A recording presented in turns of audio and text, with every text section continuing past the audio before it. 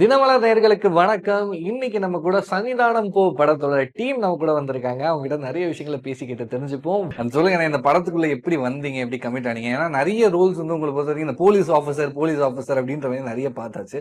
இதுல வந்து அப்படியே ஸ்டீரியோடைப் உடைச்சு போடுற மாரி இதுல வந்து திருடன் கேரக்டர் அப்படின்ற மாரி பண்ணியிருந்ததா கேள்விப்பட்டிருந்தோம். சோ எப்படி வந்தீங்க? அத பத்தி சொல்லுங்க. இந்த டீம் வந்து எனக்கு ரொம்ப ஆ. க்ளோஸு. Director, cameraman, managers. அப்படி இந்த படம் ஆரம்பிக்கும்போது மது சார் ப்ரொடியூசர். இது ஒரு காம்பேக்டான பட்ஜெட்டில் எடுக்கக்கூடிய படம் அப்படின்னு சொல்லி முதல்ல உங்களுக்கு போலீஸ் ரோல் இல்லை, நல்ல ரோல் அப்படின்னாங்க. ஸோ நான் ரொம்ப இன்ட்ரெஸ்டாக பண்ணேன். நல்ல ஒரு வித்தியாசமான ரோல் அது. ஓகே. நிறைய டிரான்ஸ்ஃபர்மேஷன் இருக்கிற மாதிரி ஒரு ரோல். Very nice. அந்த ஒரு விஷயம் இருக்குல்லண்ணா, நெறைய போலீஸ் ரோல் அப்படின்றப்போ, அது உங்களுக்கு மாரி ஒரு கட்டத்துல ஃபெட் அப் அப்படின்ற மாரி ஆயிருக்கா? அப்படிலாம் இல்லவே இல்லை. ஆ. போலீஸ் ரோல் எவ்வளோ வந்தாலும் சந்தோஷமா பண்ணுவோம். ஏன் அது ஏதாச்சும் கனெக்ஷன் ஏதாச்சும் பிடிச்சது அந்த மாதிரியா? அப்படி இல்லை, அது போலீஸ் ரோல் பண்ணுறது மற்ற ரோலோட கொஞ்சம் ஈஸி. ஓகே. ஆமாம், யூனிஃபார்ம் மாட்டியாச்சுன்னா போலீஸ். அதுக்கப்புறம் அவங்க சொல்கிற வசனத்தை பேசிட்டு போயிட்டா போதும். சொல்லிக் கொடுக்குற சின்ன சின்ன விஷயங்களை ஆட் பண்ணிட்டா ரோல் நல்லா வந்துடும். உருவ ஒற்றுமை, ஓகே. இதுதான் ரீசன். ஓகே. அது ரியல் லைஃப்ல அந்த மாதிரியான ஒரு ஆட்டிட்யூடோட இருக்கிறது, அது பழகுனதால. எல்லா ஆட்டிடியூடோட இருக்கிற ஆள் தானே ஒரு நடிகனாக முடியும். கரெக்ட்ண்ணே. ம். கரெக்ட். அதுலயே சிறையில நீங்க பண்ணதெல்லாம் அப்படியே ஹார்ட்டின் உள்ள அண்ணனுக்கு வந்து ஆமா. அப்படிப்பட்ட பயங்கரமான ஒரு விஷயம் செஞ்சிருந்தாரு. நீங்க சொல்லுங்க, எப்போ எப்படி இந்த ப்ராஜெக்ட் குள்ள வந்தீங்க அப்படின்ற ஒரு விஷயத்த. நான் வந்து அதான் முன்னாடியே வந்து டைரக்டர் எனக்கு தெரியும். ஒரு இன்னொரு படத்துல ஒர்க் பண்ணும்போது தெரியும். ஆ. அப்பையிலேருந்து ஃப்ரெண்ட்ஸு. ம். வந்து அவங்க கரெக்டா இந்த படம் பண்ணும்போது சார் கூப்பிட்டுருந்தாங்க. ம். இதுல ஒரு ஒரு இன்ட்ரெஸ்டிங்கான கேரக்டர் இருக்கு அப்படின்னு சொல்லிட்டு. அப்புறம் யோகி பாபு சப்போர்ட் பண்ணாங்க. ஓகே. அவங்களும் வந்து இதுல கல்கி பண்ணா நல்லா இருக்கும் அப்படின்னு சொல்லிட்டு சப்போர்ட் பண்ணாங்க. அப்படிதான் இந்த இதுக்குள்ள வந்தேன். ஓகே. கதையை கேட்கும்போது உங்களுக்கு எப்படி இருந்துச்சு ஃபர்ஸ்ட் டைம்? கதை எனக்கு வந்து கதை சொல்லல அவரு. ஆ. டேரக்டர் எனக்கு கதை சொல்லல. இப்ப என்னன்னா என் கேரக்டர் இன்ட்ரெஸ்டிங்கா இருந்துச்சு. ஆ. கதையா ஆனா வந்து படம் எடுக்கும்போது தெரியும்ல. ஆ. இது ஒரு ஒரு நல்ல படத்துல நம்ம ஒர்க் பண்ணிட்டு இருக்கோம் அப்படின்றது தோணுச்சு. ஏன்னா டைரக்டர் வந்து ரொம்ப ஹியூமர் சென்ஸான ஒரு ஆளு. ஓகே. ஸோ நான் காமெடி படமா தான் இருக்கும் அப்படின்னு நினைச்சு தான் உள்ள வந்தேன். அப்படி இல்ல. ஒரு ஒரு சீரியஸான கண்டென்ட். ஆ. அந்த கண்டென்ட்ல நம்ம ஒரு சின்ன ஹியூமரா ஒண்ணு பண்ணியிருக்கோம்.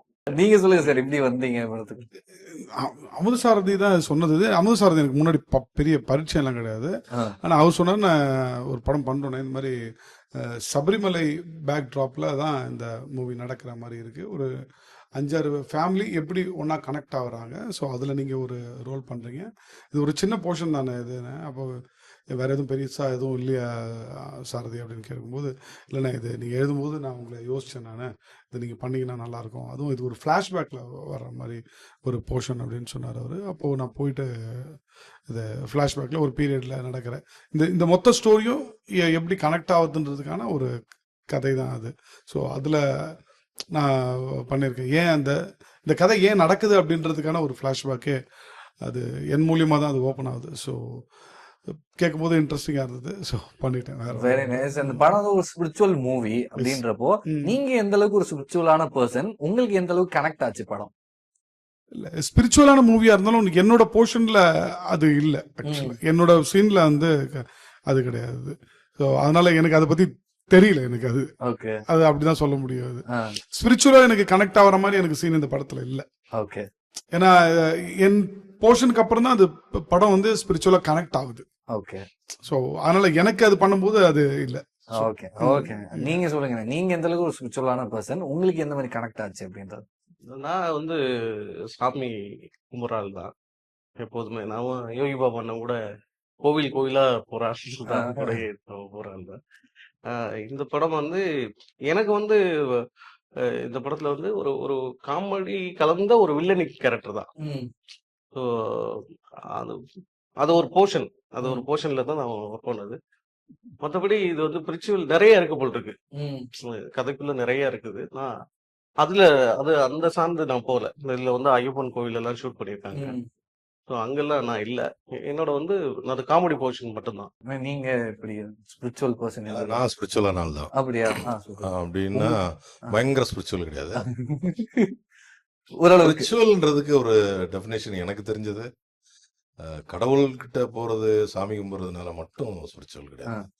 டே டு டே லைஃப்ல எண்ணம் போல் வாழ்க்கை பாசிட்டிவா இருந்தாலே அது ஒரு கடவுளிடம் கனெக்டிவிட்டியான ஒரு விஷயம் தான்.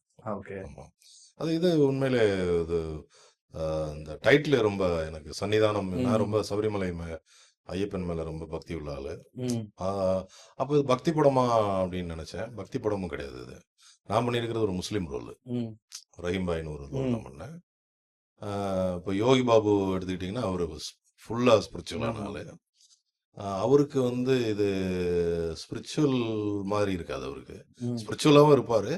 ஆனால் அவர் ஹியூமராக பண்ணாமல் கொஞ்சம் எமோஷனலாகவும் ஒரு கேரக்டராக நடிச்சிருக்காரு. ஸோ அந்த படம் கொஞ்சம் அவருக்கே வித்தியாசமாக இருக்கும். ஸோ அந்த கதையே சம்மந்தப்பட்டது கொஞ்சம் வித்தியாசமாக தான் இருக்கும். பார்க்குறதுக்கு அது அந்த ஜாகிரஃபியாக அது கனெக்ட் ஆகிருக்கு. சன்னிதானம் ஒரு இடத்துல வந்து சபரிமலை ஐயப்பனுக்கு ஒரு பெரிய பூஜையை வச்சு அந்த ஒரு எமோஷனலான ஒரு சீன் கனெக்ட் ஆகும். அது ரொம்ப நல்லா இருக்கும். நீங்க சொல்லுங்க, அட்லீஸ்ட் அவுட்லைனா உங்களுக்கு இந்த படத்தோட கதை ஏதாச்சும் ஒரு விஷயம் தெரிஞ்சிருக்கும் கண்டிப்பா. இது சன்னிதானம்னு இந்த டைட்டில். இது வந்து சபரிமலை பேக்ட்ராப்ல நடக்கிற ஒரு விஷயம் அது. ஸோ இது ஒரு 4-5 ஃபேமிலி மொத்தமாக எப்படி ஒரு புள்ளியில் வந்து கனெக்ட் ஆகுறாங்க அப்படின்றது தான் இது படத்தோட ஸ்டோரி. இந்த 4-5 பேர் கனெக்ட் ஆகிறதுக்கான முக்கியமான ஒரு இது பார்த்தீங்கன்னா அந்த ஃப்ளாஷ்பேக்கில் நான் பண்ணுற என்னோட சீன் மூலியமாக தான் இந்த படத்தோட ஒரு கீ ரோல். அது இவ்வளோதான் எனக்கு சொன்னது. எனக்கு வேற எதுவும் பெருசாக சொல்ல. ஏன்னா மொத்தமே நான் ஒரு 3 to 4 days நான் நடிச்சது நான். ஓகே ஓகே சரிண்ணே. நீங்க சொல்லுங்கண்ணே, நீங்க வந்து படத்துல அப்படியே டிராவல் பண்ணியிருக்கீங்க அப்படின்றப்போ ஓவராலா இந்த படம் முடிச்சுட்டு ஒரு ஆடியன்ஸா வெளில வரும்போது எந்த மாதிரியான ஃபீல் ஒரு ஆடியன்ஸ்க்கு கிடைக்கும்? அதாவது நான் நடிக்கும்போது மானிட்டர் கூட பார்க்காத ஒரு ஆளு. அங்கே நடக்கிற விஷயங்கள் நம்ம நிறைய படங்கள் போகிறோம், நடிக்கிறோம். போலீஸ் ஸ்டேஷனு, அது இது, ரவுடிசம், கேங்ஸ்டரு. இந்த படத்துக்குள்ள போகும்போது அந்த மாதிரி இல்லாமல் ஒரு வேற மாதிரியான ஒரு லுக்கு, வசனங்கள், கூட நடிக்கிறவங்க. அப்புறம் இதில் வந்து இவங்க சித்தாரா மேடம் நடிச்சிருந்தாங்க. அவங்கள நான் அவங்கள ஹீரோயினாக ஒரு காலத்தில் ரொம்ப ரசித்து பார்த்த ஒரு ஹீரோயின். அவங்க கூட நடித்தது ஒரு மறக்க முடியாத அனுபவம். ஒரு சீனியர் ஆர்டிஸ்ட்டு ரொம்ப நாளைக்கு அப்புறம் அந்த படத்தில் நடிக்கிறாங்க. அது ஒரு டூயல் ரோல் பண்ணாங்க. ஸோ அது ஒரு இந்த அண்ணனுக்கு ஒய்ஃபா நடிச்சிருக்காங்க. அது அவங்க கட்டம் சரியில்லைன்னு நினைக்கிறேன். ஆமா ஆமா ஆமா அப்படியா? Okay okay okay okay. அது ஒரு மறக்க முடியாத அனுபவம் வைங்களேன். ஆக்சுவலி அவங்களுக்கு தான் மறக்க முடியாத அனுபவமா இருக்கும். உங்க மறக்கவே மாட்டாங்க. இப்போ வர்ற படங்கள்ல கல்கியும் வினோத்தும் இருக்கிறாங்கன்னா அந்த படம் ஒரு வித்தியாசமான படமாவும் ஒரு கண்டென்ட் ஓரியன்டான படமும் இருக்கும் அப்படின்றதுல ஹிட் படம்ன்றது. அந்த படம் வந்து நான் அண்ணன் ஃபர்ஸ்ட் நடிச்ச படம் வந்து மகாராஜா, அதுக்கப்புறம் தலைவன் தலைவி, அதுக்கப்புறம் என்ன பண்ணேன் சன்னிதானம். 2 படமும் சூப்பர் ஹிட்டா. ஆமா, இந்த படம் இதுவும் ஹிட். அவ்வளவுதான் அப்படின்னு மாதிரி எடுத்துக்கலாம். அதே சமயத்துல ஆரம்பத்துல சொன்ன ஒரு விஷயம் 3 பேரும் ஒரு கேரக்டரைசேஷன். 2 படமும் 100 crore கிளப்ஸ்ல வந்துச்சு. Same thing. இதுவுமே ஹேட்ரிக் அடிக்கலாம் அப்படின்ற மாதிரி எதிர்பார்க்கலாம். சோ 3 கேரக்டரைசேஷன் நிறைய விஷயங்கள் பார்த்துருக்கோம். கருப்புல பண்ணிருக்காரு, அதுவும் 100 crores. சோ கல்கி தனியா இருந்தாலும் அந்த செஞ்சுரி போட்டுறாரு. அவ்வளவுதான். படத்துல இவர் இருந்தாலே 100 crore அப்படின்ற மாதிரி வச்சுக்கலாம். 100 கோடி நாயகன். ஆமா, கருப்பு ஹிட் ஆகுறது காரணம் நான் ஒரு சீன் நடிச்சிருந்தேன், கல்கி நிறைய சீன் நடிச்சிருந்தாப்ல. அது ஒரு முக்கிய காரணம். கூப்பிடுறதே 100C கல்கி தான் இப்ப கூப்பிட ஆரம்பிச்சிருக்காங்க. 100 கோடி நாயகன் அப்படின்றது. நல்லதா சொல்றீங்க. அப்ப இவர் நடிக்கிற படம் எல்லாம் 100 crores. அப்ப இவரு எவ்வளவு கோடியில வெளில வாங்குவாரு அப்படின்ற ஒரு விஷயம் கூட வருது இல்லைன்னா கேள்வியா? அது இன்டர்வியூ முடிச்சு தனியா கேட்டு தனியா கேட்டு. சரி, ஓகேண்ணே. அதே சமயத்துல ஒரு கொஸ்டின் கேட்கணும்னு இருக்கிறேன். லைக் வந்து ஒரு கேரக்டரைசேஷன்ல நிறைய பாத்துருக்கோம் உங்களை. நீங்க 3 பேரும் சேர்ந்து ஒரு பாட்டு பாடினா எப்படின்னா சூப்பரா இருக்குமே. வினோத் சூப்பரா பாடுவாப்ல. இன்டர்வியூ எல்லாரும் பார்க்கணுமா வேண்டாமா? இன்னும் விரும்பி பார்ப்பாங்க. ஆமா, ஸ்டார்ட் பண்ணுங்க. என்ன பாட்டுன்னே தெரியாம நீங்க 1 2 3 சொன்னீங்கன்னா வினோத் ஒரு பாட்டு பாடுவோம். ரெடி 3 2 1. அருமையா பாடுவாப்ல. இல்ல அவள் பேரை நாளும் அசை போடும் உள்ளம், அவள் போகும் பாதை நிழல் போல செல்லும், மௌனம் பாதி மோகம் பாதி என்னை கொல்லும் என்னாலும். ஒட்டு வைத்த ஒரு வட்ட நீலா தனனனனனே நனதானனனா. மனதில் நீங்க பாடுறீங்க, வெளியில ஒரு பொண்ணு இருக்கு, அதை நினைச்சு பாடுறீங்களா? இல்ல very nice, very nice, very nice. எதிரே பார்க்கல. பட் நோ சொல்றீங்களோ அப்படின்ற மாதிரி நினைச்சேன். சிஎம் கூட காம்பினேஷன் எஸ். இருக்கா? சோ அதுதான் இதை விட என்னங்க வேணும்? அதுதான் இப்ப அந்த படம் நடிக்கும் போது அவர் சிஎம் இல்லல்ல, இப்போ சிஎம்மா இருக்காருல்ல, இப்போ உங்களுக்கு பார்க்கும்போது ஹவு டு யூ ஃபீல்னு கேக்குறேன். ரொம்ப சந்தோஷமா இருக்குது. இப்போ அந்த காலத்துலலாம் பார்த்தீங்கன்னா, இப்போ புரட்சி தலைவர் கூட நடித்தவங்கலாம் ரொம்ப பெருமையாக சொல்லிட்டு இருப்பாங்களே. இப்போ காலம் கடந்து நாங்களும் ஒரு சிஎம் சார் கூட நடிச்சிருக்கிறோம் அப்படின்ற ஒரு சந்தோஷம். அது எப்படி சொல்றது, அது இட்ஸ் வேற ஒரு ஃபீல். அது நம்ம நடிச்சுட்டு வந்தோம். நீங்க சொன்ன மாதிரி தான், நான் நடிக்கும்போது அவர் முதலமைச்சர் ஆகலை, ஆனால் இப்போ ஒரு முதலமைச்சராக இருக்கார். ஸோ ஒரு முதலமைச்சர் கூட நடிச்ச ஒரு அனுபவம்ன்றது வந்து ஒரு பதிவு தான், அது ஒரு சரித்திர பதிவு தான் அது. ஓகே, கண்டிப்பா மறக்க முடியாது அப்படின்ற மாதிரி எடுத்துக்கலாம். நீங்க சொல்லுங்கண்ணே, like how to you see, like இப்போ நம்ம சினி இண்டஸ்ட்ரியில இருந்து ஒருத்தர் வந்து இப்போ சமீபத்துல சிஎம் ஆயிருக்காரு. ஒரே ஒரு வருத்தம், இன்னும் விஜய் சார் நடிக்க மாட்டாருன்னு சொல்றது தான் எனக்கு வருத்தமே தவிர, இல்ல அந்த வருத்தத்தை எனக்கும் அது மற்றபடி எல்லாமே சந்தோஷம். நான் ஒரு விஜய் சார் வருவாரு வரணும் அப்படின்றதுல ரொம்ப பாசிட்டிவா இருந்தாலும் அதே மாதிரி அது ஒரு பெரிய வெற்றிடம் தான். விஜய் சார் இல்லாம இருக்கிறது அது பெரிய வெற்றிடம் தான். அது அவர் நடிக்க மாட்டேன்னு சொன்னாரு. ஸோ அந்த வார்த்தை தானே, அது இனிமேல் நடிச்சாலும் அதெல்லாம் யாரும் எதுவும் பெருசா அதை இது பண்ணிக்க மாட்டாங்க. கண்டிப்பா ஒரு 69 படம் போது இன்னும் ஒரு 4-5 படம் நடிச்சிருக்கலாம் அப்படின்றது தான்.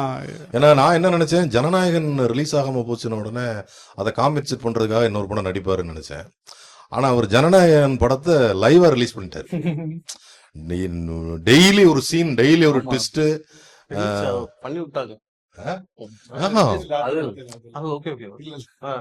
ஜனநாயகன் ஒரிஜினலா ரிலீஸ் ஆகி ஜனநாயகன் வந்து நம்ம டெய்லி இப்போ நம்ம என்னைக்காவது அசம்பிளி என்னைக்காவது வேடிக்கை பார்த்திருக்கோமா? இவரு மினிஸ்டர் என்ன சொன்னாரு, அவங்க என்ன சொன்னாங்க, இவங்க என்ன, என்னைக்காவது நம்ம கவலைப்பட்டிருக்கோமா? நம்ம வேலை செய்யறோம், நம்ம ஜாலியா இருக்கிறோம், அரசியலுக்கு நமக்கு சம்பந்தமே கிடையாது. ஆனா வெரி ஃபர்ஸ்ட் டைம், எனக்கே வெரி ஃபர்ஸ்ட் டைம்னா, நான் எனக்கு பின்னாடி இருக்கிற ஜெனரேஷன் ஜென்சி கிட்ட எல்லாமே அசம்பிளி பாக்குது. சிஎம் என்ன பண்றாரு, சிஎம் என்ன ட்ரெஸ் போட்டிருக்காரு, சிஎம் என்ன கார்ல வர்றாரு, எப்படி வர்றாரு, தனியா வழி ஒதுக்கி விட்டு போறாரு, மத்தவங்களுக்கு டிஸ்டர்பன்ஸ் இல்லாம ஒயின் ஷாப் அடைக்கிறாரு, அது இதுன்னு டெய்லி ட்விஸ்டுக்கு மேல ட்விஸ்ட். ஸோ ஜனநாயகனை விட ஒரு பெரிய ஜனநாயகன் ரிலீஸ் ஆகி போயிட்டு இருக்கு. அந்த படத்தை நம்ம தொடர்ந்து பார்த்துட்டே தான் இருக்க போறோம், ரசிக்கத்தான் போறோம். ஸோ அடுத்த 5 வருஷத்துக்கும் நம்ம ஜனநாயகனை பார்க்கலாம். 5 வருஷத்துக்கு மேலேயே பார்க்கலாம் தம்பி, விடுங்க. இவர் மட்டும் தான் ஏதோ சொல்ல, நீங்களும் ஏதோ சொல்ல வந்தீங்க. இன்னொரு படம் நடிச்சிருந்திருக்கணும் சார், வந்து இன்னொரு படம் அது நடிச்சிருந்தா எல்லாருக்குமே இன்னொரு படம் நடிச்சிருந்தா நம்மளாம் நடிச்சிருந்திருக்கலாம், வாய்ப்பை கேட்டு நடிச்சிருந்திருக்கலாம். நீங்க சிஎம் கூட நடிக்கல இல்ல? நான் 2 படம் நடிச்சிட்டேன். கத்திலையும் பண்ணிருக்கேன். அதுதான் பெரிய நான் 2 படம் கத்தியில பண்ணிருக்கேன். நான் கத்தியில பண்ணிருக்கேன். அதுக்கப்புறம் கத்தியில பண்ணது ஸ்பாட்ல வந்து அவர் ஞாபகப்படுத்தி கேட்டாரு என்கிட்ட. இப்போ அவரு என்ன ஆச்சரியம்னா, நான் 2 படம் நடிச்சிருக்கேன். அதுங்கிட்ட அண்ணன் நான் 3 படம் நடிச்சிருக்கேன். நீங்க நடிச்சிருக்கீங்களா? நீங்க நடிச்சிருக்கீங்க? வேட்டைக்காரன். அப்படியா? ஓ சூப்பர் சூப்பர். அப்படியே ஏதோ சொல்ல வந்தீங்க. இல்ல அவர் இப்போ ஹீரோன்றத மறந்து போச்சு. ஆமா, அதுல நிறைய love portions, humour, fight, action, dance பண்ணிட்டு இருந்தவரு இப்போ அப்படியே இருக்காரு. ஆச்சு இவரா அது? இன்னைக்கு அவர் ஒரு ஹீரோவை பார்க்க முடியல. உண்மையிலே ஒரு சிஎம், பொறுப்பான ஆளு. நமக்கு இப்படி ஒரு சிஎம் அப்படின்னு ஒரு பெருமையா டெய்லி ரசிக்கிறோம். Super super. கடைசியா நீங்க ஒரு சில வார்த்தைகள் சொல்லிட்டீங்கன்னா அப்படி இன்டர்வியூ முடிச்சு விட்டுருவோம். அதான் கண்டிப்பா சார் வந்து சிஎம் வாழ்க அப்படின்னு ஒரு வார்த்தை சொல்லி விடுங்க. சிஎம் வாழ்க, சிஎம் வாழ்க. அது எப்போதுமே நம்ம சிஎம் வாழ்க.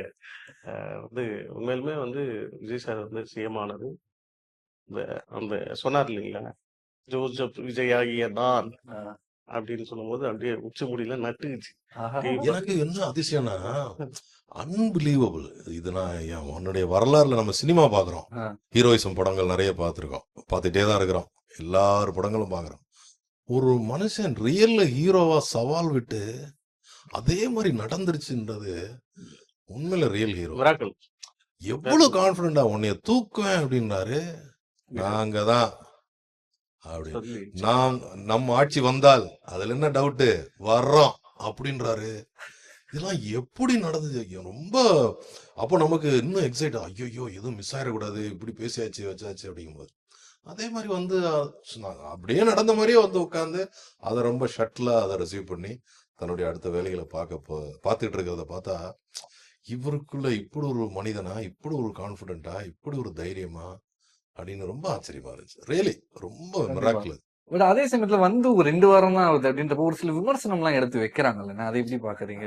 விமர்சனத்தை அதான் என்னங்க இது விமர்சனம் நமக்கு அதாவது நல்லவன் வாழவே முடியாது, கெட்டவங்களுக்கு தான் லைஃபே. அதான் இன்னைக்கு உள்ள கலியுகத்துல உள்ள ஒரு இது. அப்ப இவரை அவ்வளவு இதா விட்டுருவாங்களா? இவரை நோண்டுவாங்க, விமர்சனம் பண்ணுவாங்க, வம்புழுப்பாங்க, எதையாவது ஒன்று சொல்லுவாங்க. ஆனா அதுல பாத்தீங்களா, மத்த எல்லாருமே என்னை பத்தி பேசினாலும் சரி, உங்களை பத்தி பேசினாலும் சரி, அதுக்கு நம்ம ஒரு ரிப்ளை கொடுக்கணும்னு நினைப்போம். ஆனா அதுல அவர் டைம் வேஸ்ட் பண்றதே கிடையாது. நம்ம வேலையை பார்ப்போம், என்னமோ சொல்லிட்டு போறாங்க. அதனால விமர்சனங்கள் அவர் ஒண்ணுமே பண்ணாது. Okay, okay. Very nice. Thank you so much for your time. இவ்வளவு நேரம் உங்க நேரத்தை ஒதுக்கி இங்க பேசுனதுக்கு ரொம்பவே நன்றி. Thank you, Thank you, thank you. thank you, நன்றி, thank you. நன்றி. நன்றி. வணக்கம்.